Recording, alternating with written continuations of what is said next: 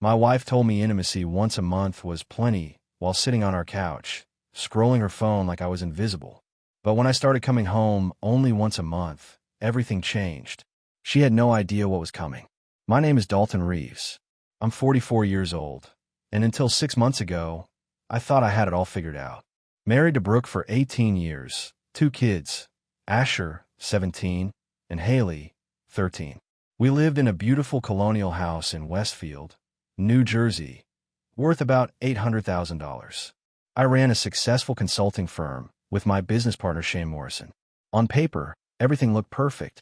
The problem with perfect pictures is they don't show what's rotting underneath the frame. It started small, the way poison always does. Brooke began working late more often, claiming the marketing agency, where she'd returned to work after years of staying home with the kids, was demanding more from her. Fair enough, I thought. She deserved to feel fulfilled professionally. I picked up the slack at home, helped Haley with homework, drove Asher to basketball practice, made dinner on the nights Brooke wasn't around. But then came the distance. Not just physical, though that was there too, but emotional. Conversations became transactional. Did you pay the electric bill? Asher needs new cleats. The furnace guy is coming Tuesday. We stopped talking about dreams, about us, about anything that mattered beyond the mechanics of running a household. The intimacy dried up like a desert. What used to be natural, spontaneous, loving, became scheduled, obligatory, rare. When I'd reach for her in bed, she'd stiffen. I'm tired, Dalton. Not tonight. Can we just sleep? Always an excuse. Always a reason to push me away. I started questioning myself. Was I asking too much? Being too needy? Maybe she really was just stressed, overworked, adjusting to being back in the corporate world. I made excuses for her the way you do when you love someone and can't bear to see the truth staring you in the face. The kids started noticing too. Asher, sharp as a whip like his old man, began making comments. Mom seems angry all the time, he said one evening while we shot hoops in the driveway. She barely talks to you anymore, Dad. Out of the mouths of babes. Haley, my sweet 13-year-old, became quieter at dinner. Her grades started slipping.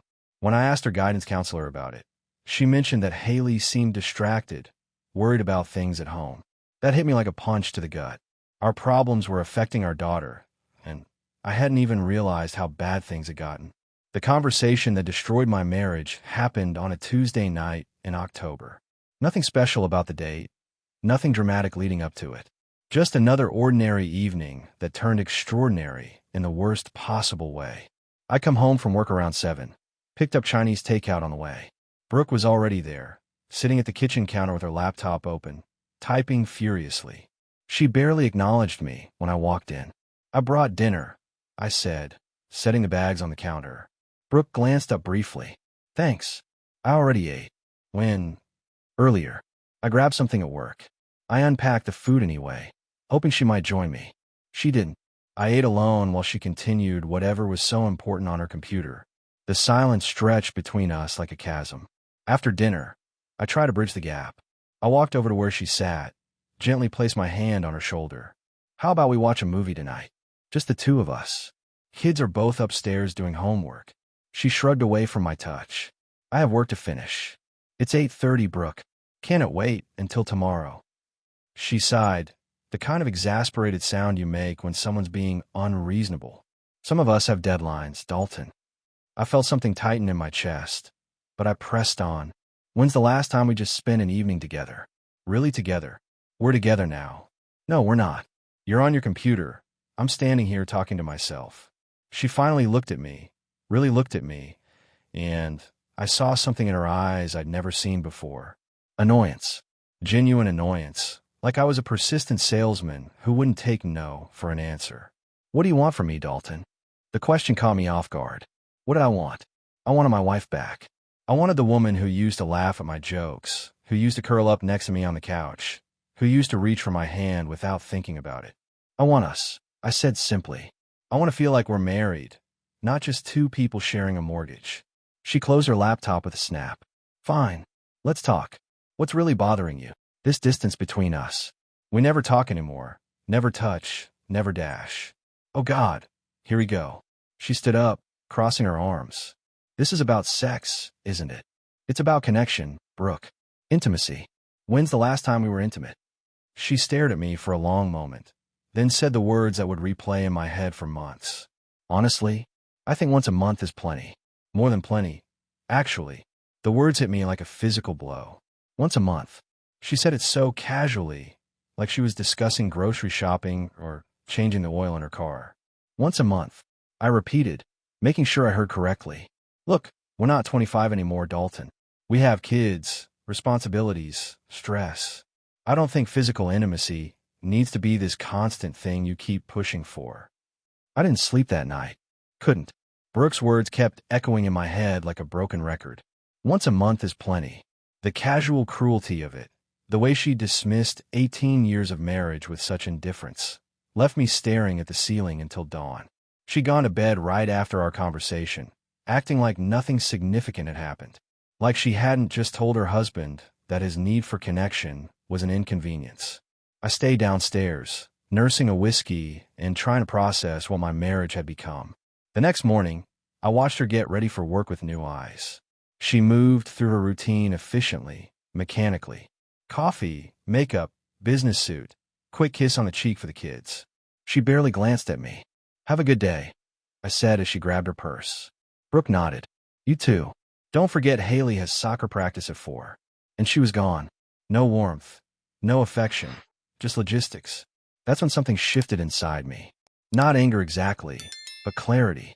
Cold, hard clarity about what I've been accepting, what I've been begging for, what I've been willing to settle for. I called Shane Morrison, my business partner, and told him I needed to take a long weekend. Personal matters. Shane, being a good friend, didn't ask questions. Instead of going home that Friday, I drove 2 hours north to a cabin I'd rented online. Nothing fancy, just a place to think, to breathe, to remember who I was before I became a man who begged his own wife for scraps of affection. The silence up there was different from the silence at home. This was peaceful, not hostile. I cooked my own meals, read books I'd been meaning to get to, went for long walks in the woods. For the first time in months, I felt like myself again. I didn't call Brooke, didn't text, didn't check in. Sunday evening, I drove home. Brooke was in the kitchen when I walked in, and she looked up with mild annoyance.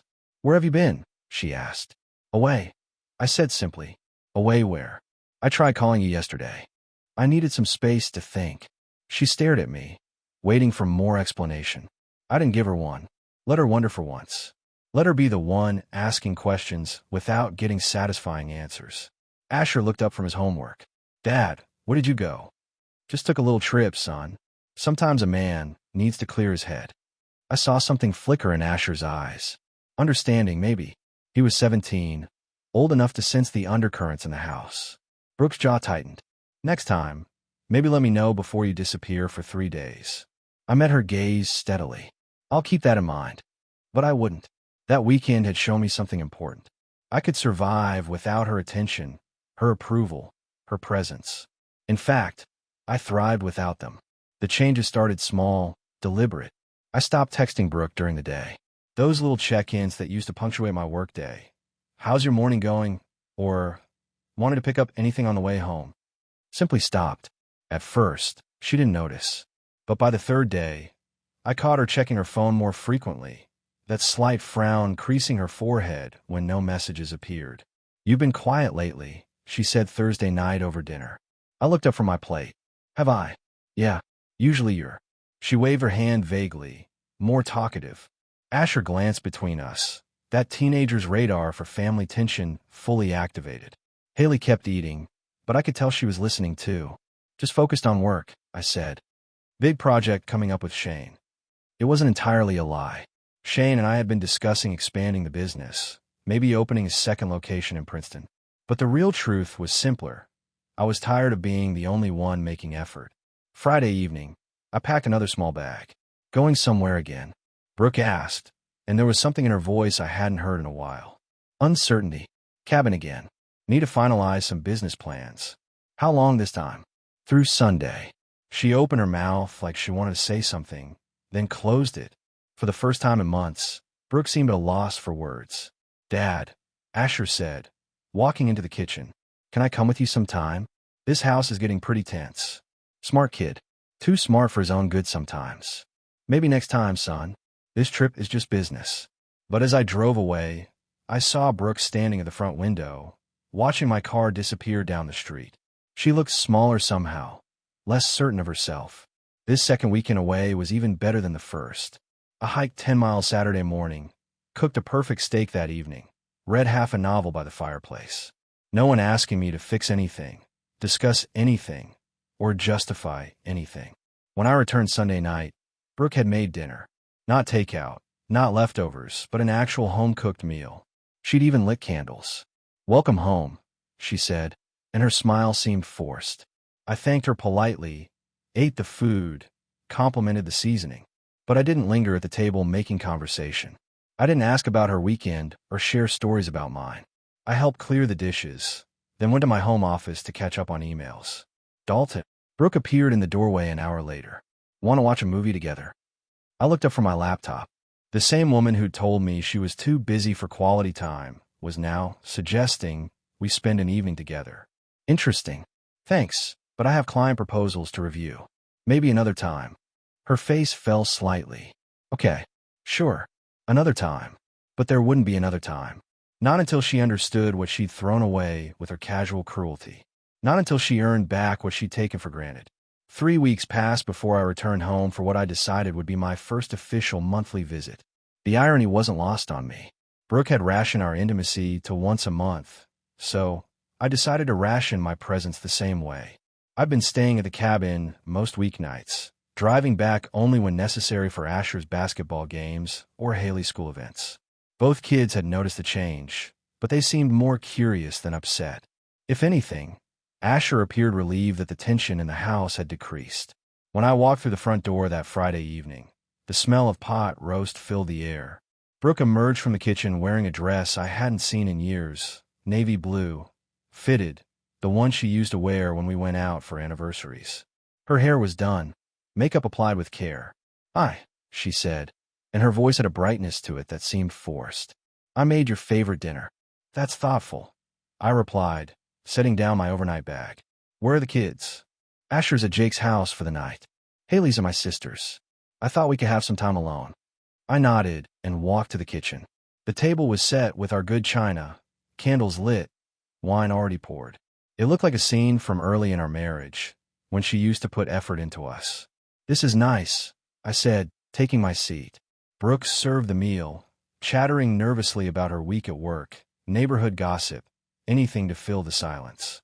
I listened politely, made appropriate responses, but kept an emotional distance that I could tell was unnerving her.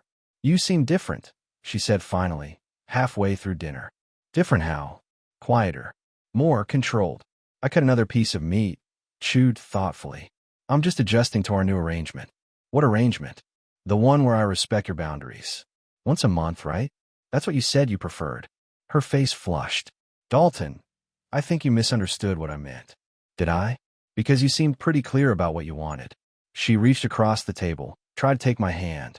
I didn't pull away, but I didn't respond either. Her touch felt foreign, calculated. "I want to work on us," she said. "I miss you." "Do you? Or do you miss having someone around to handle everything while you focus on whatever's really important to you?" "That's not fair, isn't it? When's the last time you asked me how I was feeling? Really asked, not just made conversation." She opened her mouth, then closed it. We both knew the answer. After dinner, she led me to the living room, sat close to me on the couch. Too close. Her hand rested on my thigh, her body angled toward mine in a way that was obviously intentional. "I've been thinking about what you said," she whispered, "about connection, about us." I looked at her, really looked. She was beautiful, my wife. But beauty without substance is just decoration. "Have you?" I asked. She nodded, leaning closer. "Maybe we could go upstairs, reconnect properly." I stood up slowly, gently moving her hand away. "I appreciate the effort, Brooke, but I think I'll sleep in the guest room tonight." The shock on her face was almost comical. "What? What?" "Because intimacy isn't something you can schedule when it's convenient for you. It's not a reward you dole out when you want something." The next morning brought an unexpected revelation. I was making coffee when Asher walked into the kitchen, still in his pajamas from his sleepover. "Mom's crying," he announced matter-of-factly. I looked up from the coffee maker. "Is she?" "Yeah. She called Aunt Rachel this morning, talking about how you're different now, how she doesn't understand what's happening. Asher grabbed a box of cereal from the cabinet. Dad, can I ask you something? Shoot. Are you and Mom getting divorced? The question hit me harder than I expected. Not because I hadn't thought about it, but because hearing it from my 17-year-old son made it real. I don't know, buddy. We're going through some things right now. Asher poured milk into his bowl, considering this. Good, he said finally. Good. Dad, she's been treating you like garbage for months. Maybe years. Haley and I have noticed. I set down my coffee mug. Asher, that's your mother you're talking about. And you're my father. And I watch her roll her eyes when you try to talk to her. I see her act annoyed when you want to spend time together. It's like she thinks you're bothering her just by existing. The kid was more perceptive than I'd given him credit for. She works hard, I said, trying to be fair. Sometimes people get stressed. Dad, come on. Jake's mom works 2 jobs, and she still kisses his dad when he comes home. Mrs. Peterson down the street runs that whole charity thing, and she holds hands with Mr. Peterson when they walk their dog. Mom acts like touching you is a chore. Out of the mouths of babes, indeed. Later that afternoon, Haley came home from her aunt's house with questions of her own. Daddy, why are you staying away so much? I knelt down to her level. Sometimes adults need space to figure things out. Sweetheart, are you mad at Mommy? I chose my words carefully. I'm not mad. But Mommy and I need to work through some problems. Haley nodded solemnly. She's been really sad since you started leaving. She cries a lot when she thinks we can't hear. That gave me pause. Not guilt, exactly, but a recognition that my actions were having the intended effect. Do you miss me when I'm gone? I asked. Yeah, but... She hesitated. The house is less scary when you're away. Scary how? You and Mommy don't argue when you're not here. She doesn't get that angry look on her face all the time. So even my 13-year-old daughter had noticed the toxicity that I'd been living with for so long. That evening, as I prepared to leave for another week away, Brooke confronted me in the hallway.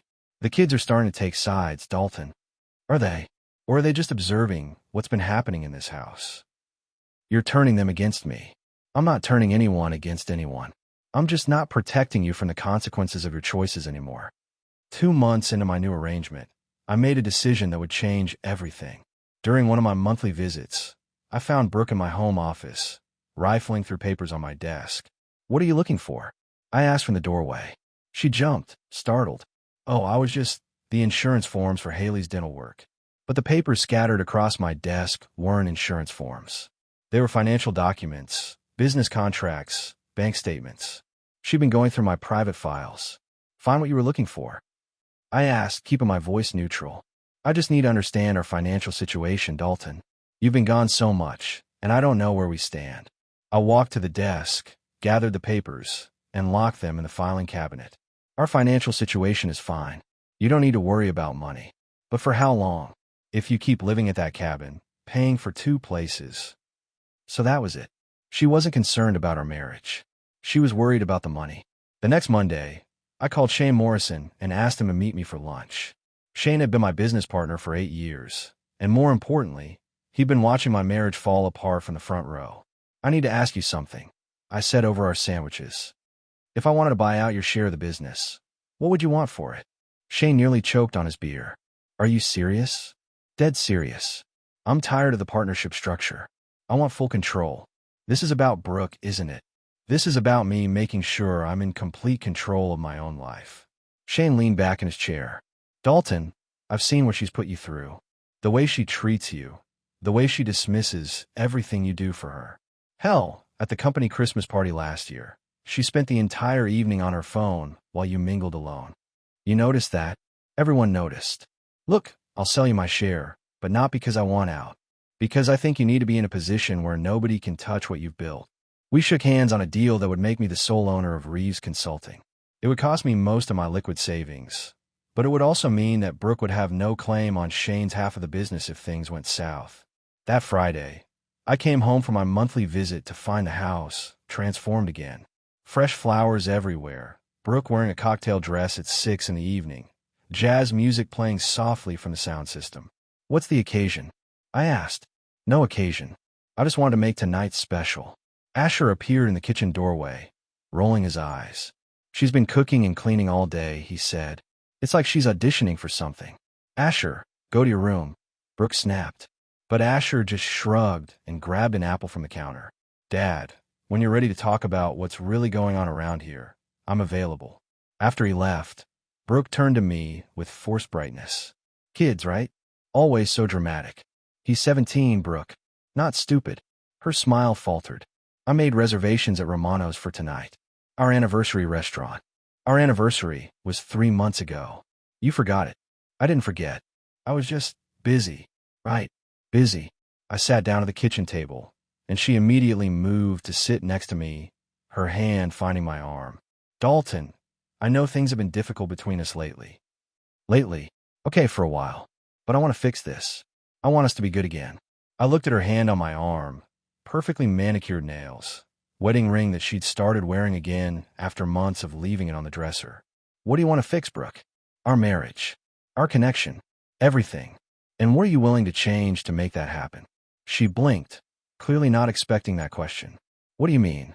I mean, what are you personally willing to do differently?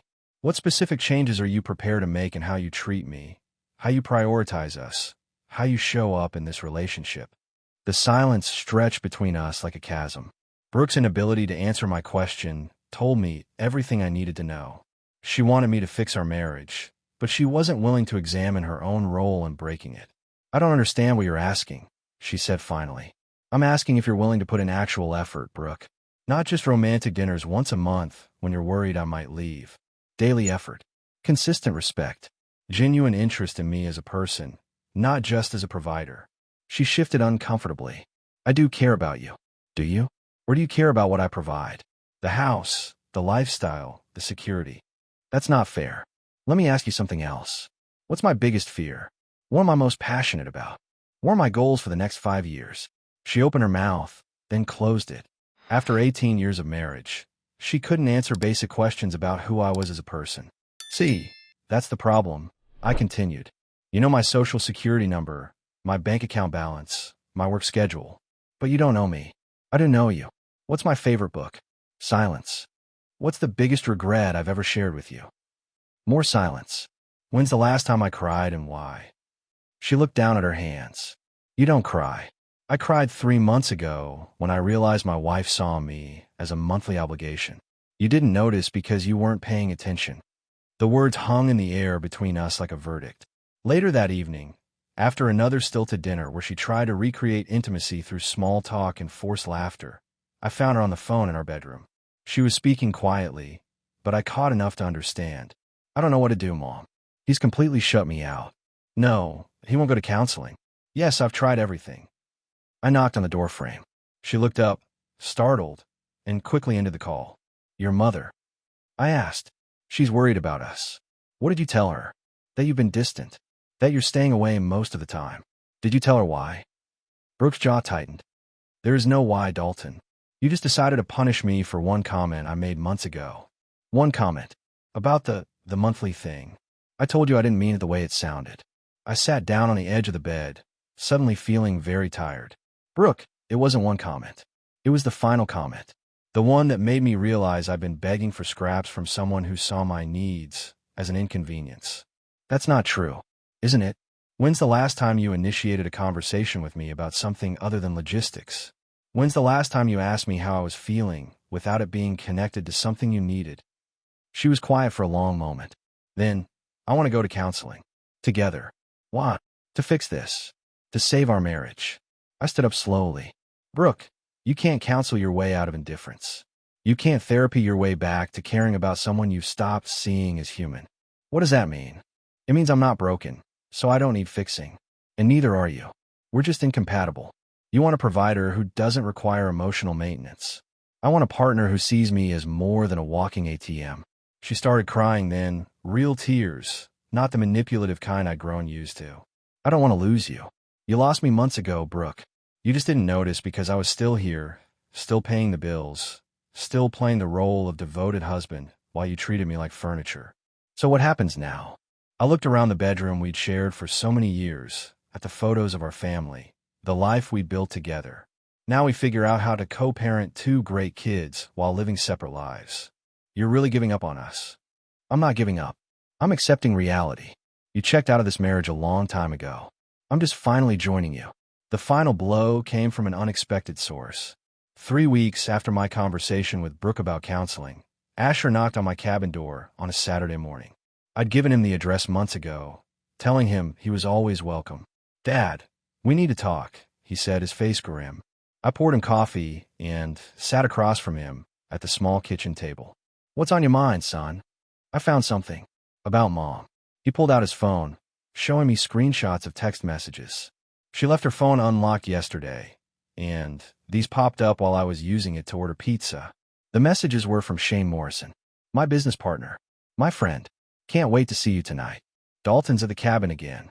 Same hotel as last week. Room 237. You were right about him, never suspecting. He's so focused on his wounded pride." I stared at the screen, feeling something cold settle in my stomach. Shane, the man I trusted enough to sell him half my business. The man who'd consoled me about my failing marriage while sleeping with my wife. "How long have you known?" I asked Asher. "I suspected for a couple months. She's been happier when you're not around, and she gets dressed up for grocery runs that take 3 hours. Smart kid. Smarter than his old man, apparently." "Are you okay, Dad?" I looked at my 17-year-old son, this young man who'd figured out what I'd been too trusting to see. "Yeah, buddy. I'm better than okay. I'm finally seeing clearly."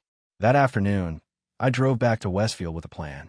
I walked into my house to find Brooke cooking dinner, humming to herself.